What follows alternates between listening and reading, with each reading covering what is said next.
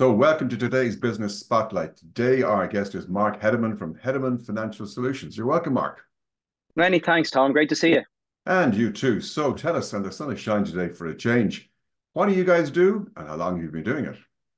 So we're primarily a financial planning company, Tom, which in its own right is a slightly new concept. We've had financial advice in Ireland for many years, and I would describe it as it's what's evolved from an industry now into a profession. So our primary role is we work with families, small businesses, people who share the same kind of goals or aspirations as us. And one of our biggest drivers, our biggest requirements for our work, Tom, is just ensuring people don't make a mistake with their money.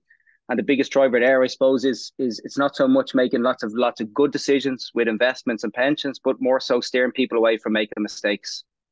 Cool. Well, that's if we could all avoid that, we'd all be a lot wealthier. That'd be great stuff. So Absolutely. tell me, Mark, what would you reckon have been the biggest challenges you faced in since you took over the business there recently, you were saying? Yeah, that's right. Sorry, I forgot to mention the company was originally established in 2007 by my parents, and I joined them in 2011 as an apprentice. Went behind the years. It was a placeholder until I went out and got the per se real job. Um, Over the years, we've kind of expanded, I suppose, and we've expanded thankfully, and are in the position now where my two younger brothers are working in the business. They joined us over the last 5, 6, 7 years as well. So we that in its own right is a challenge, I suppose, because as you know, dealing with your family on a social and relationship basis can be very tough. Dealing with them on a business sense is a whole other animal. So probably one of our biggest businesses, or sorry, one of our biggest challenges was ensuring that everybody was bought in on the direction travel where we were going. And one of the things we were very conscious of when I took over from Morris, who's my dad, who's the manager director, I took over, we slightly adjusted the role in 2001, around kind of May towards the closing end of 2021. My biggest driver was we were going to change the title to a CEO rather than managing director. And the rationale wasn't a kind of a look at me, I'm the number one guy. It was really to say, Yeah. look, a company of this scale and size and with the objectives for the future should ideally have a CTO, a COO, and a CFO. So I said previously the managing director, as Morris was a kind of ducking and diving, doing 15 different jobs. And I said, look, in the next cycle, in terms of where we want to go, we need to be able to disseminate and break out the roles to give everybody, the individuals within the company, I suppose, a degree of responsibility and ownership over their own area. And effectively, what we hope that would allow them to do is get a sense of passion, a bit of pride, and also a kind of degree of, well, I'm responsible for my own little bit and I can then be remunerated, reflecting my job role there. So probably one of the biggest challenges was making that big hurdle jump to say we're going to kind of restructure this and being very careful. It wasn't to say, by the way, things are wrong. Really, what we have to say is this has to evolve because as our parents were starting to step away from the business, we really were sitting down with the rest of the team. We have a team of 9 people at the moment. It's Yeah. ensuring those who do not bear the surname of the company are feel a part of the journey and feel that they have ownership and a voice there. And the other part of it saying, if we intend to do this for another 25 years, how do we ensure we're all bought in on this philosophy? Ultimately, there can only be one hand on the tiller, but does everybody feel that they have buy-in? And is it something they can say, yeah, I'm happy doing this. I feel I can expand and I can see myself doing this in 15 or 20 years time. I love that. So you're building a team based on the vision, which is shared by everybody, so they feel more included, more involved in the process. Fantastic. And Yeah. that's what obviously I do on a day-to-day basis with businesses. That's fantastic. So tell me, Mark, what are the biggest learnings that you have personally got since you took over the helm? I think patience is probably the biggest one, Tom. I feel I remember my parents when we were going through where so we carried out our first management buyout in May of 21 and just completed our second in February of 24. We were very conscious of sense checking that all the way along the line, and our biggest thing was we can't have a company of all Mark Heddermans. It just doesn't work, and as a result, we can't have expectations then that everybody within the company is going to share, let's say, that individual or integrity or the work ethic or the discipline around it. We're all very different individuals. And one of the biggest learnings, I think, from that is being able to empathize with everyone's scenario. Let's say, put yourself in someone else's shoes. I would probably be taking a bit of time to get my head around the fact that we're all going to move at different paces, and we all ultimately are going to get to the end outcome.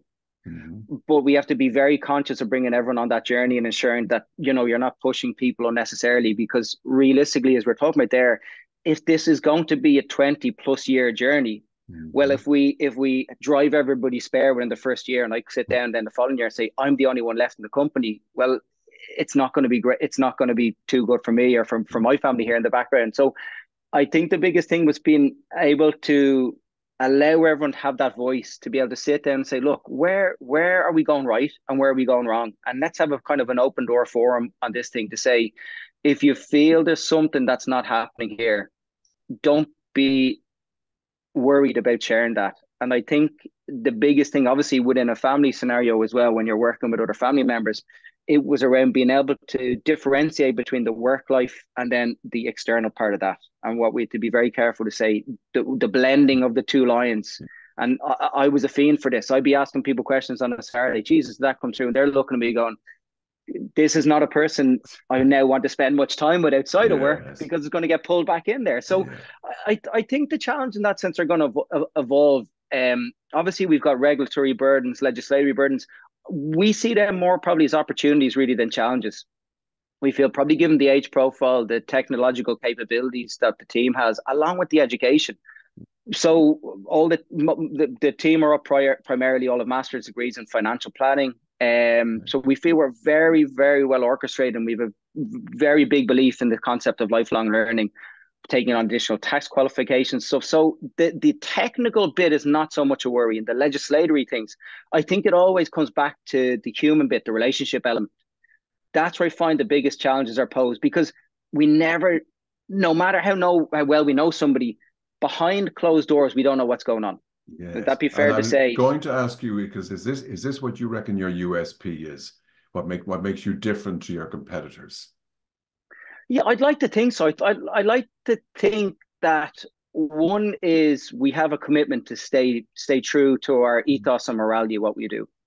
And I heard a great expression, God rest him, from Dermot Earley, who's the former chief of staff of the Defence Forces: give back to your community. And we're Mm. really, really conscious of that. Like, I mean, there's no point in the firm bearing our surname and it being a family business if we're not directly involved within our communities and helping people. Like, ultimately, this is a job you can, don't make no bones about it, you can be remunerated very, very well. And the question mark sometimes with that is, ultimately, where does the value lie? Is the value being driven back and derided by me and the firm, or is it ultimately landing with our clients and the people we're working with and then being drip fed back to us? Mm. So I think along those lines, it's really important that we try and stay true to the principles that I think is, in a marketplace, we have a huge amount of consolidation and mergers and acquisitions going along in the Mm. general insurance space and also within the life insurance space at the moment. Really, one of the USPs we're talking to clients about is, look, we do not want UK private equity taking a chunk of our business, because we know ultimately you will be the ones that suffer. So we can be very nimble. We can be very flexible with a smaller team. We're very passionate about what we do. If we implement software or education or learnings, we can implement that. And ultimately, it's the stakeholders, which include the clients, making that decision. We don't have Big Brother on the shoulder tapping us to say profits were down this year, we need to squeeze harder. So really what we're saying to the people, prospects and the clients that we work with is, we can't be all things to all men. But if we can fundamentally form a trust and a relationship with you, we're not going to let you down.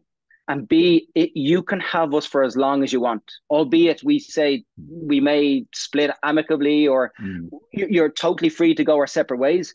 But if you feel we add value, we're not coming back to you in 3 years' time to say we're winding up and we're moving on to pastures new. We intend to be here. We intend to stick this thing out. Fantastic. So obviously building that trust is something that every company would love to realize. So what, may I ask you, are the main attributes you look for when you're hiring this great team? Yeah, that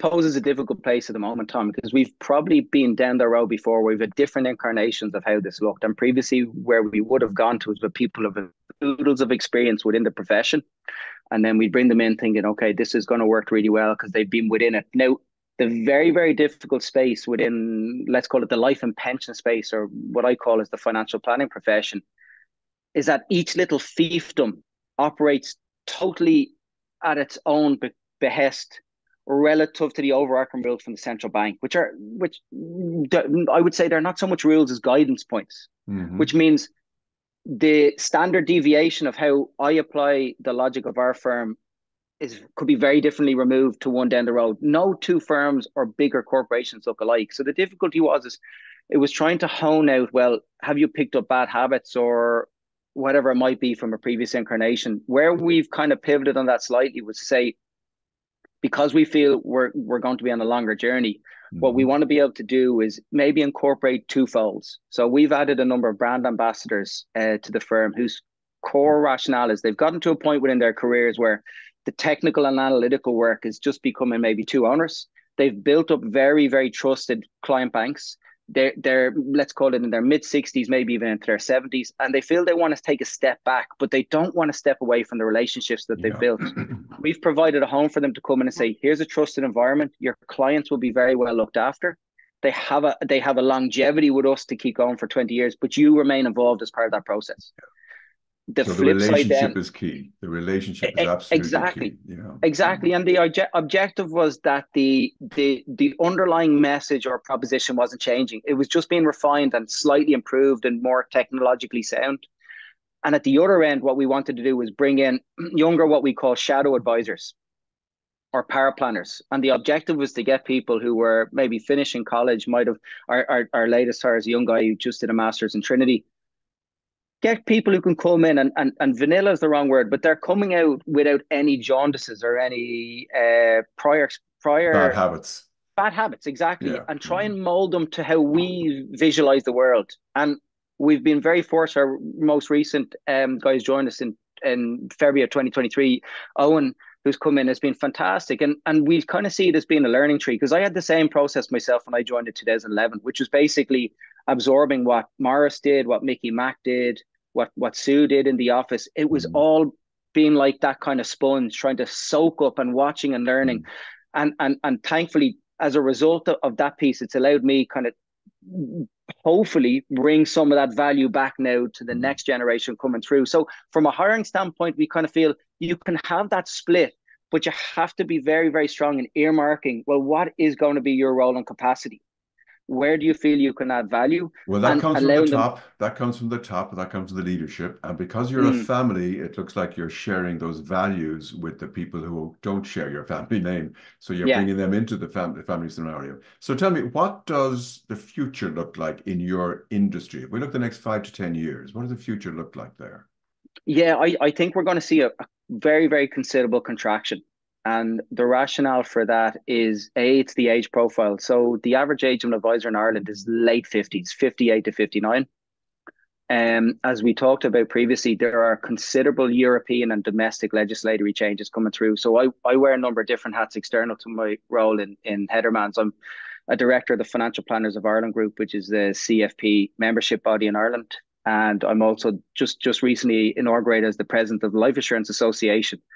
And as part of those two roles, we're starting to get a little bit more of a flavor of, well, what is happening, let's say, at the Department of Finance level, at a central bank level, and also what's coming down the tracks from a European standpoint. I think a lot of people within the profession are kind of beaten up because Mm.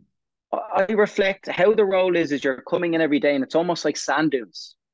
A big wind has come through and the sand dunes have been blown. It looks entirely different each day. So it's very hard to nail your stake in the ground and say, here's how we're going to operate when the rules are changing so often. So expect to see, which is no bad thing in a way for consumers.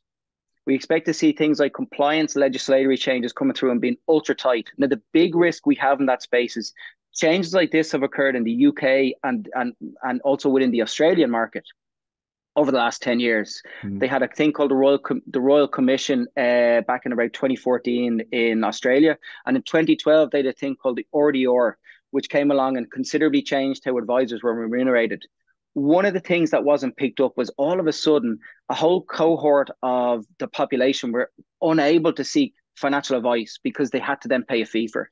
And in a lot of cases, people couldn't derive it, didn't feel they were deriving value. So let's say, for example, people Yeah. taking out life assurance and the very basic things that what I call is the foundation of the financial plan.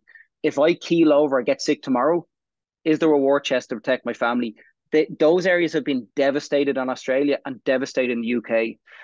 One of our worries here, and it's not that we're lobbying to retain things like commissions, but we're just trying to have a bigger picture conversation with the central bank to say it's really important that those who are unable to pay a direct fee to seek financial advice are not removed from the From the auspices of equation, getting it. yeah, because it just Yeah, creates a problem that gets bigger down the road.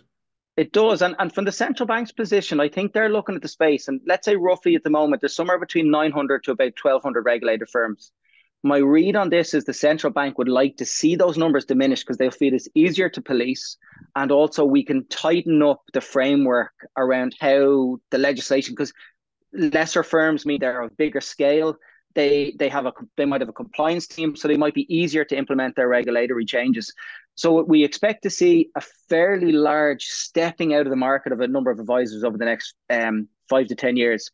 But the biggest thing here, Tom, I think, is what we're also about to see within the next 10 to maybe 15 years is the largest transition of wealth that's ever occurred in this country. In fact, it's probably the first time there has been a transition of wealth because of the fact that we're such a, if you excuse the expression, such a new money country. We don't have to go too far back when we were the poor man of Europe. Broke. Now we've broke, exactly. And now we're competing annually as a GDP and GNI for let's call it Champions League spots every year. Yeah. One of the big difficulties with that is as that transition of wealth comes through, the next generation, my age group and younger, are going to be receiving considerable wealth from their parents and grandparents. The question mark is, as I said at the very, very start of our call, how do we ensure that they don't make the fundamental or fatal mistakes with that money? How do we ensure that they're as tax efficient as possible, that they have a guiding seer in the background to protect them, to make sure that they have a reference point? And that reference point isn't Johnny Guru on TikTok or Instagram, that they have a fundamental person, a professional they can sit down with, who understands where they're coming from, understands their goals and aspirations, but also is aware of where that individual is blinkered to say, can we get the right outcome here? Yeah, and therein lies the value. Mark, one last question I want to ask you here, because we could talk all day on this. What advice would you give to an 18-year-old you? I will be inclined to say, and it might not be business related, Tom, but it's probably to, I think, push the boundaries a little bit further. I was probably made a mistake when I was younger. I was probably, it sounds maybe the reverse of what it should be, but I was too disciplined and I was too tunnel visioned on what my journey was, which at the time I visualized a very, very different pathway for myself. And I kind of crafted education and I crafted life experiences around that. Looking back now, 38, so 20 years later, I should have left more time for not nothingness, but more travel and more adventures and more Grow finding yourself. yourself. Exactly. Because when I did those things, I did get to travel. They were the real value add bits. And I think it's about being open to the concept that where we perceive and believe we might be going, all it takes is for a couple of little bumps in the road or for something completely outside your comfort zone to actually completely right the ship, so to speak, and steer you in the right path. So the advice would be to probably take a few more chances and not be so worried about, well, what impact is that going to have in the very short term? Because I tell you, that 20-year gap, that happened really, really quickly. And I'm now kind of at 38 trying to rationalize to say, how can I ensure that the next 20 years doesn't go by as fast? And I look back and go, Jesus, I wish at 38 I told myself more adventures, But more at least you time with the have those family. 20 years, so you're luckier than some, which is Well, fantastic. fingers crossed. Absolutely. So, for anybody listening here, guys, you want to have a conversation with Mark or his brother Luke or your other brother Ian, yes, and any of your other members of the team, they can contact you on heddermanfinancial.ie. Is that correct? That's correct, yeah. And if they just want to have a conversation with you, you don't charge them a couple of grand just to have a conversation or anything like that. They can just ring up and have a conversation with you. Absolutely. I've just come from one on Bray Seafront, a coffee with somebody who was referred by a client who had an issue. As I said, it was a lovely open-ended conversation. Said if they can come away with 2 or 3 little bits of value, as I said, it's always taken at our expense for any initial meetings, just to purely have a chat. Fantastic. Mark, thank you so much for today. We wish you every success in building your business, and perhaps we'll talk again in another 5 or 10 years. Would love to. Thanks again, Tom. Thank Really you so appreciate your much. time. Take care.